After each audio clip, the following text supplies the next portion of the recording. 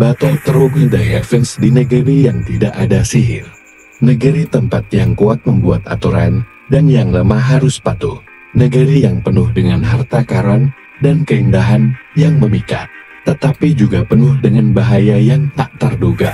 3 tahun lalu, Xiao Yan, yang telah menunjukkan bakat yang belum pernah dilihat orang selama beberapa dekade, tiba-tiba kehilangan segalanya, kekuatannya, reputasinya, dan janjinya kepada ibunya.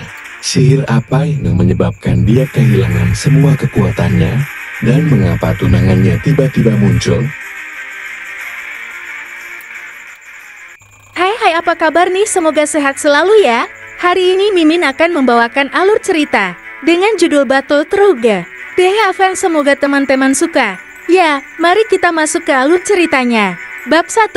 Sang jenius yang jatuh ke Dulce ke tahap ketiga. Melihat 5 kata besar yang tercetak di monumen pengujian.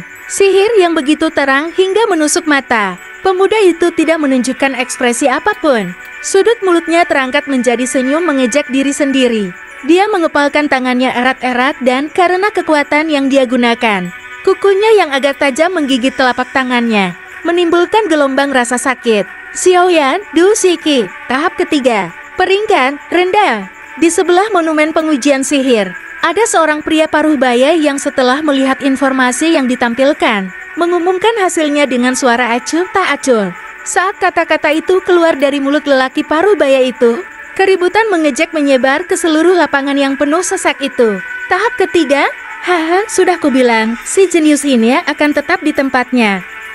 Si cacat ini benar-benar telah mempermalukan klan. Jika ayahnya bukan pemimpin klan, kami akan mengusir orang cacat semacam ini dari klan dan membiarkannya hidup sendiri. Dia pasti tidak akan punya kesempatan untuk makan dan tidur di klan. Wow, bagaimana mungkin seorang jenius yang terkenal di kota hutan jatuh ke kondisi ini hari ini? Siapa tahu, mungkin dia melakukan sesuatu yang tidak termaafkan dan membuat para dewa marah padanya. Ucapan belas kasihan dan ejekan terlontar dari sekeliling dan jatuh ke pemuda yang berdiri di tempat yang sama seperti tunggul kayu. Ucapan itu seperti pasak tajam yang ditancapkan ke jantungnya, membuat napas pemuda itu sedikit terengah-engah. Pemuda itu mengangkat kepalanya dan memperlihatkan wajahnya yang lembut dan sedikit kekanak-kanakan.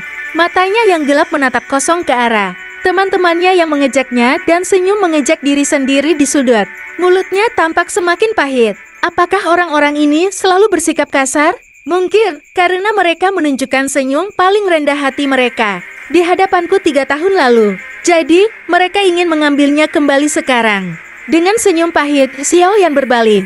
Diam-diam, dia pergi ke barisan terakhir kelompok itu. Sosoknya yang kesepian tampaknya tidak dapat menyesuaikan diri dengan lingkungan sekitarnya. Selanjutnya, Xiao Mei. Dengan suara penyiar, seorang gadis muda dengan cepat berlari keluar dari dalam kelompok orang-orang.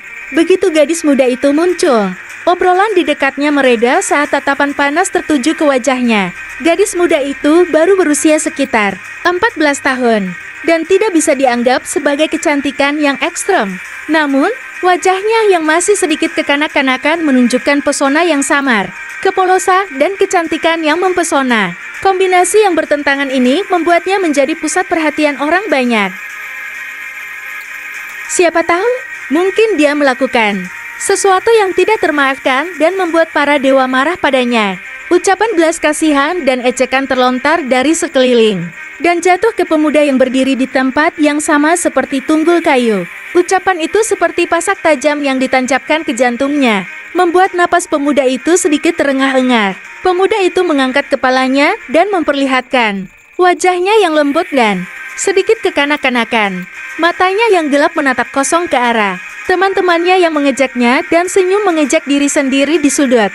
Mulutnya tampak semakin pahit. Apakah orang-orang ini selalu bersikap kasar?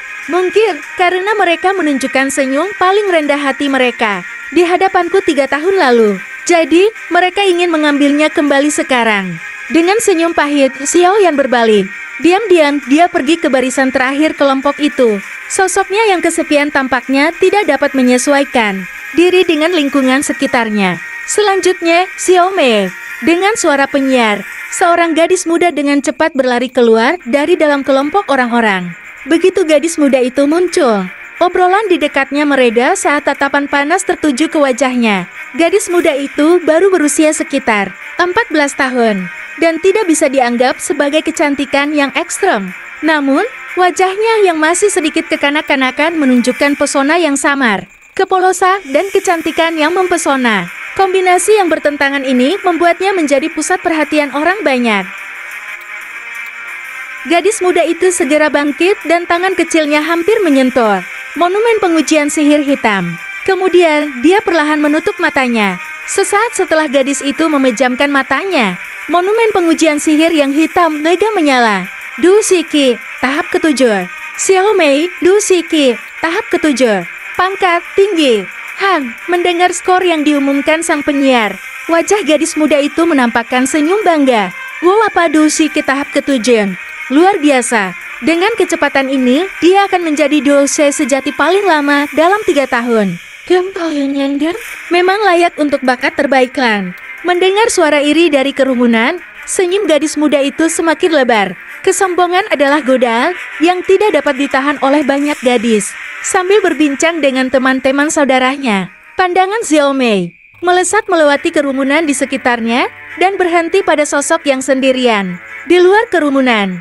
Setelah mengerutkan kening dan berpikir sejenak, Xiao Mei memutuskan untuk tidak berjalan mendekat. Keduanya tidak lagi sejajar dengan penampilan Xiao Yang selama beberapa tahun terakhir. Setelah menjalani upacara kedewasaan, dia hanya akan menjadi anggota tingkat menengah ke bawah dalam klan. Di sisi lain, dia yang berbakat akan menjadi titik fokus sumber daya dari klan. Dapat dikatakan bahwa masa depannya tidak dapat diukur. Aum Xiaomi tiba-tiba mendesak. Teringat pemuda 3 tahun lalu yang memiliki aura sombong. Mulai berlatih di usia 4 tahun, mencapai tahap ke-9 Dou Shiki di usia 10 tahun. Tahap ke-10 di usia 11 tahun, di mana ia mampu memadatkan Dukinya menjadi pusaran yang sukses. Menjadi Doushe termuda yang pernah dilihat klan Xiao selama 100 tahun. Anak muda sebelumnya memiliki potensi yang tak terbatas dan memikat hati banyak gadis muda, termasuk Xiao Mei. Namun, jalan seorang jenius menemui jalan berliku. 3 tahun lalu, pemuda yang telah mencapai puncak ketenarannya, ini tiba-tiba mendapat pukulan paling kejam dalam hidupnya. Bukan hanya pusaran Dou Shiki miliknya, yang telah ia kembangkan selama lebih dari 10 tahun. Lenyap dalam satu malam, seiring berjalannya waktu, Dou Shiki dalam tubuhnya juga menjadi semakin berkurang. Dampak langsung dari hilangnya Dou Shikinya adalah kekuatannya terus menurun. Jatuh dari podium kejeniusan menjadi orang yang tidak normal dalam satu malam. Pukulan ini membuat pemuda itu kehilangan semangatnya. Ketenaran sebagai seorang jenius pun perlahan tergantikan dengan hinaan dan ejekan. Semakin tinggi seseorang berdiri, semakin keras pula orang itu jatuh. Kali ini, mungkin Xiao yang tidak akan pernah bisa pulih darinya. Selanjutnya, Xiao Zuner.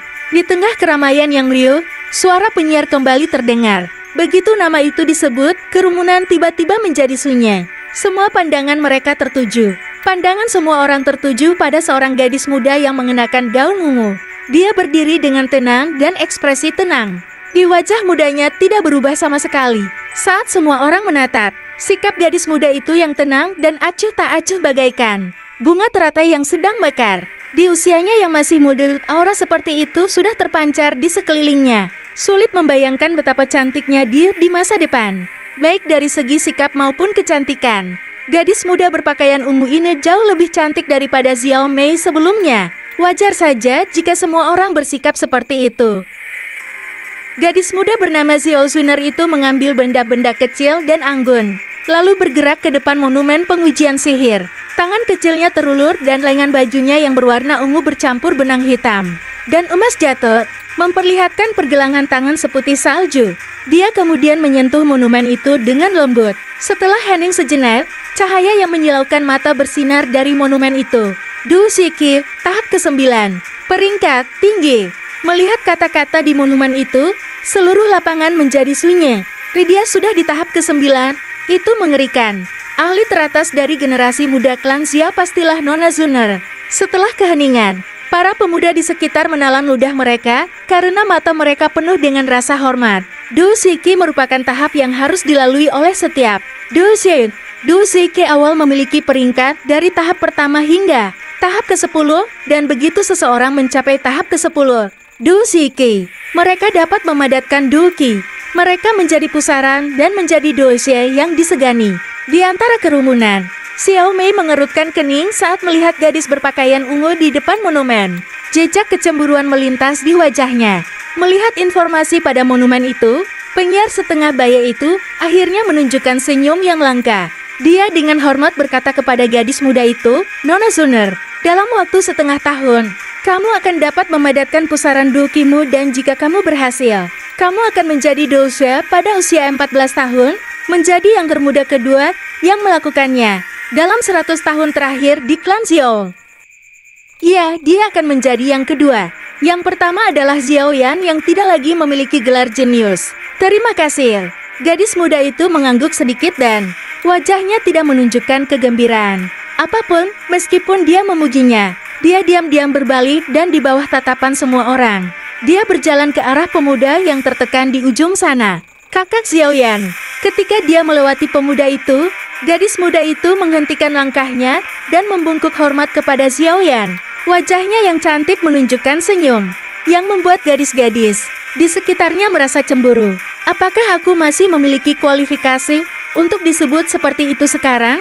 Melihat mutiara baru yang paling cemerlang dari klan, Xiaoyan berbicara dengan getir. Dia adalah salah satu dari sedikit orang yang tetap menghormatinya.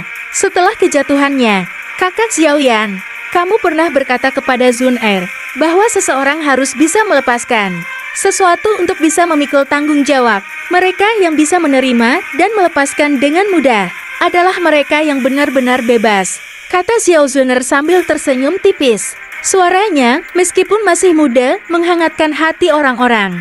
Haha, orang bebas? Aku bisa bilang begitu. Lihat aku sekarang. Apakah ini terlihat seperti orang bebas? Selain itu, dunia ini bukan milikku sejak awal. Xiao yang berkata dengan putus asa sambil tersenyum meremehkan. Menghadapi Xiaoyan yang kurang bersemangat, alis Xiao Zuner sedikit berkerut. Dia berkata dengan serius, "Saudara Xiaoyan, meskipun aku tidak tahu apa yang terjadi padamu, namun aku percaya bahwa kau akan berdiri tegak lagi. Kau akan mengambil kembali kejayaan dan rasa hormatmu sebelumnya." Berbicara tentang hal ini, gadis muda itu berhenti sejenak saat wajahnya menunjukkan rona marah yang cepat. Saudara Xiaoyan, pada waktu itu juga sangat menarik. Menghadapi kata-kata jujur gadis muda itu, pemuda itu tertawa canggung, tetapi tidak berkata apa-apa lagi. Pria muda seharusnya bersikap sombong dan sembrono. Namun, pada titik ini, Xiaoyan tidak memiliki kualifikasi untuk melakukannya. Dia diam-diam berbalik dan berjalan keluar dari lapangan. Berdiri di tempat yang sama dan memperhatikan punggung pemuda itu yang tampak terpisah dari dunia luar. Xiao Zuner berhenti sejenak sebelum mengejar Xiao Yan dan berjalan di sampingnya di bawah tatapan cemburu yang tak terhitung jumlahnya. Dan cerita pun bersambung. Kalau suka Mimin, minta tolong komentarnya dong. Sampai jumpa di chapter 2. Dadah Aul.